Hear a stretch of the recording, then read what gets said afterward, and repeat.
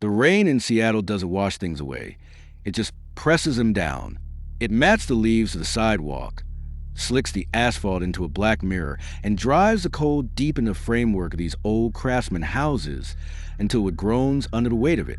I lived in the Green Lake neighborhood, in a house that was too big for one person but too small to hide in. I bought it 3 years ago, convinced that the extra bedroom would eventually become an office or a nursery, but remained a storage space for boxes I never unpacked. I'm a graphic designer, which meant my world was confined to a 27-inch monitor and the ergonomic chair in the corner of the living room. Days would bleed into nights, marked only by the shifting gray light against the window pane and the rhythmic hiss of tires on the wet street outside. It began on a Thursday. I remember the day because it was trash day, and the sound of the collection truck grinding its gears down the street was usually my alarm clock. I walked into the kitchen at 7:15 a.m., rubbing the sleep from my eyes. The house was cold, the furnace was finicky, and I pulled my robe tighter around myself. I went to the coffee maker, a stainless steel drip machine I'd had for half a decade. I reached for the carafe to fill it with water, but my hand stopped in midair. The machine was already hot. The red brewing light was steady. The carafe was full of dark, steaming coffee. I stood there, the silence of the kitchen amplifying the soft gurgle of the machine finishing its cycle. I live alone. I have no pets. My girlfriend, Sarah, had stayed over the weekend before, but that was 4 days ago. I checked the front door. The deadbolt was thrown. I checked the back door, locked tight. Rationality is a powerful sedative. I told myself I must have set the timer. I'd never used the timer feature in 5 years. I didn't even know how to program it. But sleep deprivation does strange things. Maybe I sleepwalked. Maybe I came down, started it, and went back to bed without registering the memory. I poured a cup. It was good, exactly how I like it. Strong, a little bitter. That was the seed. A small, dark knot in the center of my routine. 3 days later, I was working on a layout for a tech startup. I had been struggling with the kerning on the header for hours, staring at the letters until they detached from their meaning and became just shapes. Frustrated, I stood up to stretch and went to the bathroom. I washed my face, staring at the water swirling down the drain, listening to the pipes rattle in the walls. When I returned to my desk, the screen was different. The header was fixed. The kerning was perfect. Not just good, perfect. The balance was mathematical, precise, exactly what I had been trying to achieve, but couldn't quite grasp. My breath hitched. I sat down slowly, the leather of the chair creaking loudly in the quiet room. I checked the undo history in the software. Action, move object. Time, 2:14 p.m. Action, adjust tracking. Time, 2:14 p.m. It was 2:15 p.m. I had been in the bathroom at 2:14 p.m. I spun the chair around, scanning the room. The shadows stretched long from the overcast afternoon light. "Hello," I said. My voice cracked. It sounded pathetic. Nothing answered but the hum of the refrigerator. I installed the app on my phone that night, the one that records audio while you sleep to catch snoring or talking. I placed the phone on my nightstand, screen down, and lay in the dark. I listened to the house settling, the wood expanding and contracting, the wind rattling the loose sash in the window. Sleep came in fitful, shallow waves. The next morning, I reviewed the recording. For the first 4 hours, there was nothing but the rustle of sheets and my own rhythmic breathing. Then at 3:32 a.m., there was a spike in the waveform. I put on my noise-canceling headphones and turned the volume up. Soft, deliberate footsteps, not the creak of settling wood. The unmistakable thud of a heel hitting the hardwood floor. They started from the doorway of my bedroom. They walked to the side of the bed. Silence for 10 minutes. Just the low static of the room tone. Then, the sound of the zipper, the heavy, distinct slide of a duvet being pulled back. I froze, my blood turning to ice water. I listened harder. The sound of weight shifting on the mattress next to me, the empty side, and then a sigh, a deep, contented exhale.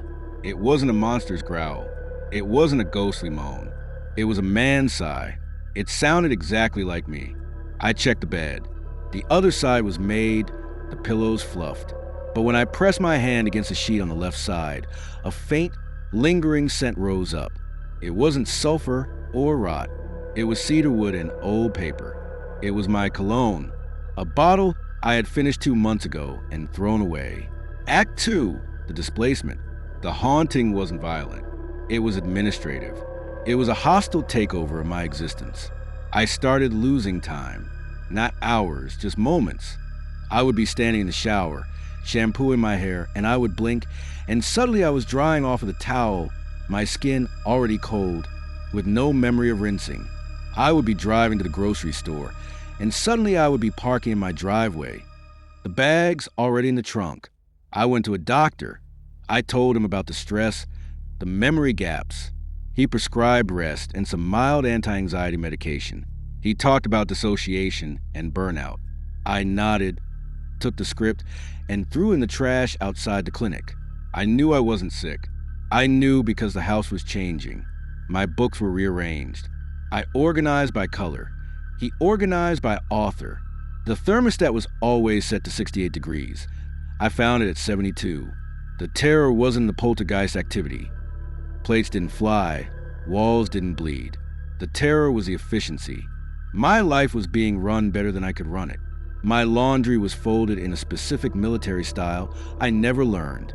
My fridge was stocked with vegetables I intended to buy, but always forgot.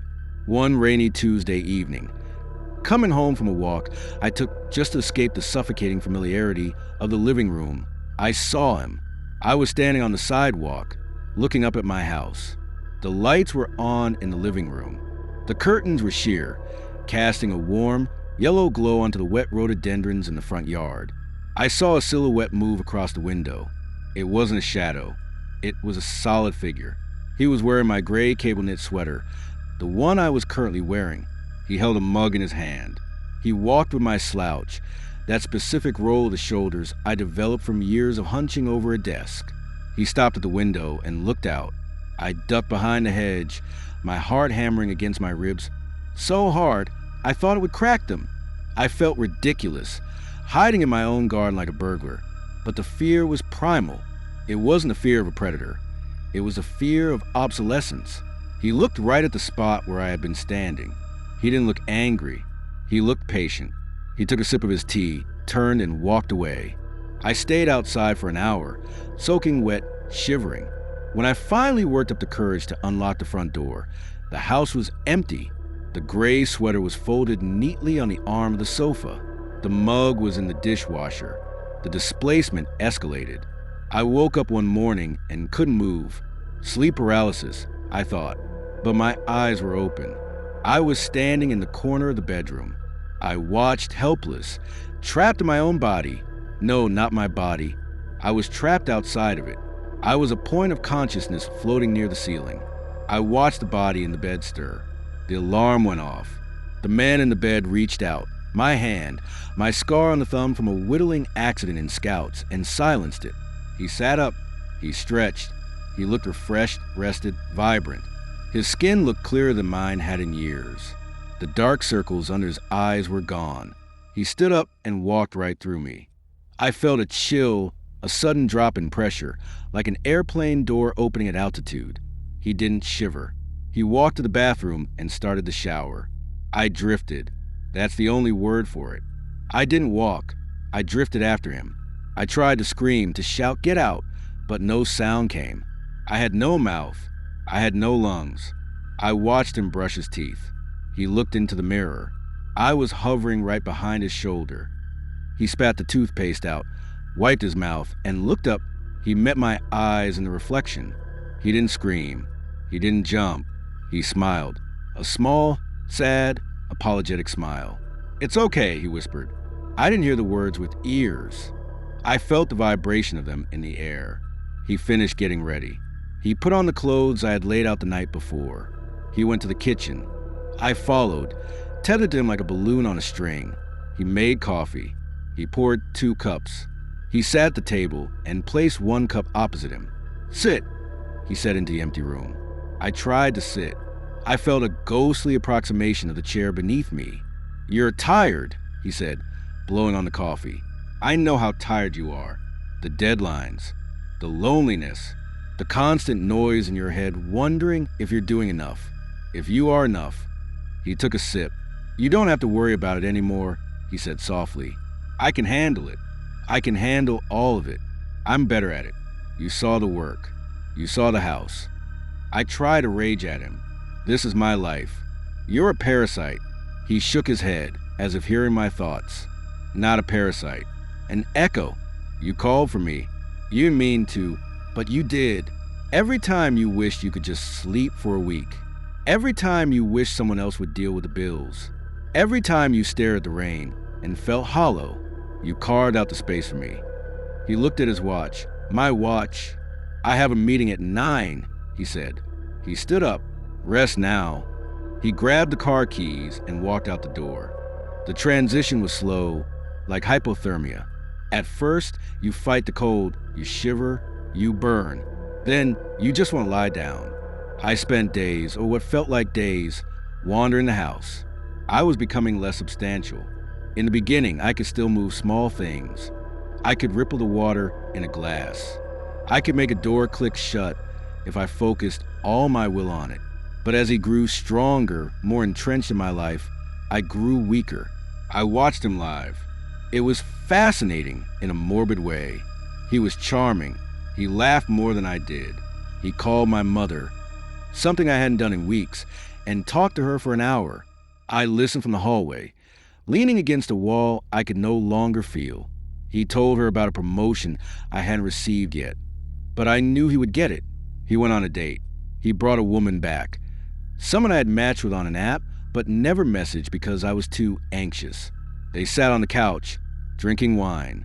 He told her stories about my childhood, stories I had forgotten, refining them, making them funnier, more poignant. She laughed, touching his arm. I sat in the armchair across from them. Neither of them looked at me. I was just a draft in the room, a cold spot near the fireplace. The resignation set in when I realized I didn't want him to leave. If he left, I would have to become solid again. I would have to feel the weight of gravity, the ache in my lower back, the sharp anxiety of the Sunday scaries, the crushing pressure of existence. Here, in the gray, there was no pain. There was no expectation. I was smoke. I was memory. One evening, about a month after the displacement, he came home late. It was storming outside, a true Pacific Northwest deluge. He shook off his umbrella and locked the door. He looked exhausted.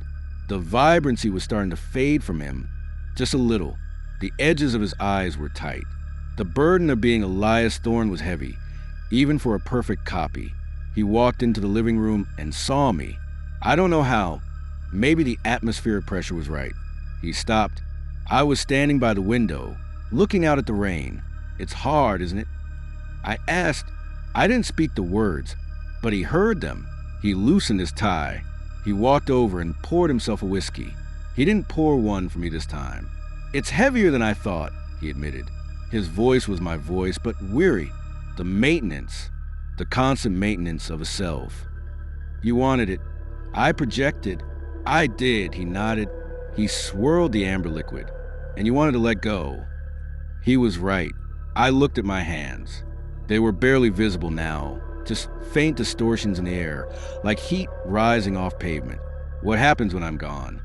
I asked. He looked at me with that same pity I had seen in the mirror. "You don't go anywhere. You just stop being. You become the house. You become the quiet in the hallway. You become the feeling of being watched that I'll ignore." He took a drink. "Are you ready?" he asked. I looked around the room. I looked at the books I had bought but never read, now being read by him. I looked at the painting I had meant to hang for 6 months, now perfectly centered on the wall. I looked at the life that was running smoothly, efficiently, without the friction of my own hesitation. "Yes," I said. He nodded and turned away, walking toward the bedroom. "Good night, Elias." "Good night," I whispered. He turned off a lamp. The room plunged into darkness. I felt the last tether snap. I didn't float up to a white light. I didn't descend into fire. I simply expanded. I dissipated. I became the cold draft under the door. I became the condensation on the glass. I became the silence between the thunderclaps. I am still here. Sometimes when he is weak, when he is tired, he senses me. He'll pause while washing a dish or stop typing mid-sentence and look over his shoulder. He shivers. He rubs his arms and turns up the heat. But he never sees me. He just sees the empty room and the life he stole in the heavy, endless rain falling against the glass. And I watch him, waiting for the day he gets too tired, waiting for the day he wishes, just for a second, that someone else would take the burden. And when he does, I'll be ready to wash the mug.